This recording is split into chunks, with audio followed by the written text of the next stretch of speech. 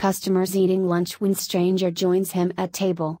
Moments later, he hands him note. Most Americans live in large cities and its suburbs, but a bustling metropolis can sometimes have a way of leaving you feeling empty on the inside. It's not until you travel outside the city limits that you realize what the concrete jungle has been missing out on all this time. It turns out that the heart and soul of the country is still living in rural America. Although Rocky Point, North Carolina is a tiny pinprick on Google Maps, its residents have a big heart that make the township seem larger than life. It's in unassuming places like these where you're most likely to find the best kept secrets in the world. Farris Leonard was lucky enough to come across one such hidden gem when he grabbed a bite to eat one day. It came not in the form of nuggets of gold or sparkly diamonds, but what he dug up was certainly worth more than all the material wealth in the world. When Farris got a hankering for a real bacon cheeseburger, he knew exactly where to go. The Lane's Ferry Dock and Grill serves up some yummy down-home cooking, and it's always crowded for that very reason. Thankfully,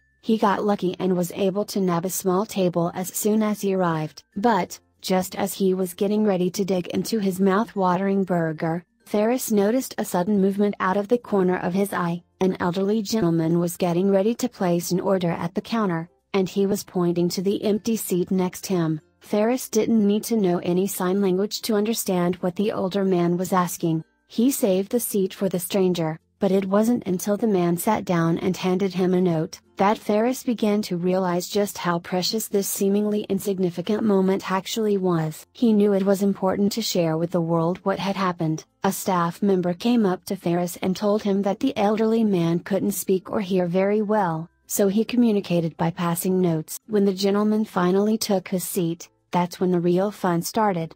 On his Facebook page, Farris said, "As we sat and passed notes, we filled up both sides of his paper. I only wondered the things he had seen. Well, he met JFK. In the 40s he went to Arizona and it was 120 degrees. In a cheeky tone of voice, Farris said that yes, they actually wrote about the weather. More importantly though, the two had a great lunch and talked like old friends. As Farris sat there, he hoped that he was making the day go better for the 93-year young gentleman, but then it occurred to him that he didn't have to wonder what was going through the man's mind. Farris passed him one final note. "Sir, I want to thank you for letting me sharing lunch with me. I must go now, but I want you to know that you made my day a better day. Take care of yourself." You should have seen his eyes and smile as he read it. He embraced his heart and gave me a handshake that was real.